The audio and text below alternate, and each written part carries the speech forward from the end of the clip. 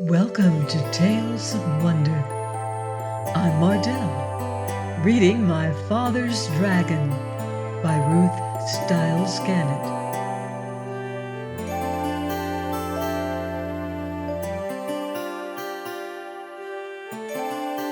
Chapter 9. My Father Makes a Bridge. My father walked back and forth along the bank, trying to think of some way to cross the river. He found a high flagpole with a rope going over to the other side. The rope went through a loop at the top of the pole, and then down the pole and around a large crank. A sign on the crank said, "To summon dragon, yank the crank, report disorderly conduct to gorilla."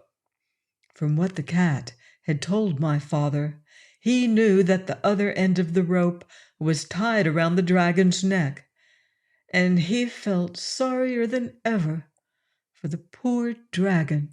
If he were on this side, the gorilla would twist his wings until it hurt so much that he'd have to fly to the other side. If he were on the other side, the gorilla would crank the rope until the dragon would either choke to death or fly back to this side. What a life for a baby dragon! My father knew that if he called to the dragon to come across the river, the gorilla would surely hear him. So he thought about climbing the pole and going across on the rope. The pole was very high, and even if he could get to the top without being seen, he'd have to go all the way across, hand over hand. The river was very muddy, and all sorts of unfriendly things might live in it. But my father could think of no other way to get across. He was about to start up the pole when, despite all the noise the monkeys were making, he heard a loud splash behind him. He looked all around in the water, but it was dusk now, and he couldn't see anything there. "It's me, Crocodile," said a voice to the left. "The water's lovely, and I have such a craving for something sweet. Won't you come in for a swim?" A pale moon came out from behind the clouds, and my father could see where the voice was coming from. The crocodile's head was just peeping out of the water. "Oh, no, thank you," said my father. "I never swim after sundown, but I do have something sweet to offer you. Perhaps you'd like a lollipop, and perhaps you have friends who would like lollipops too." "Lollipops," said the crocodile. "Oh, why, that is a treat. How about it, boys?" A whole chorus of voices shouted, "Hooray, lollipops!"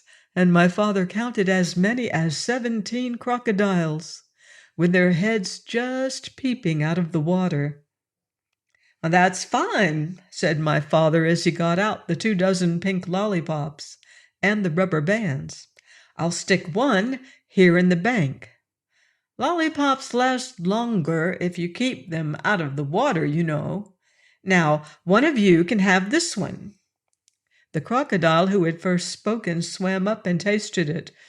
"Delicious, mighty delicious," he said.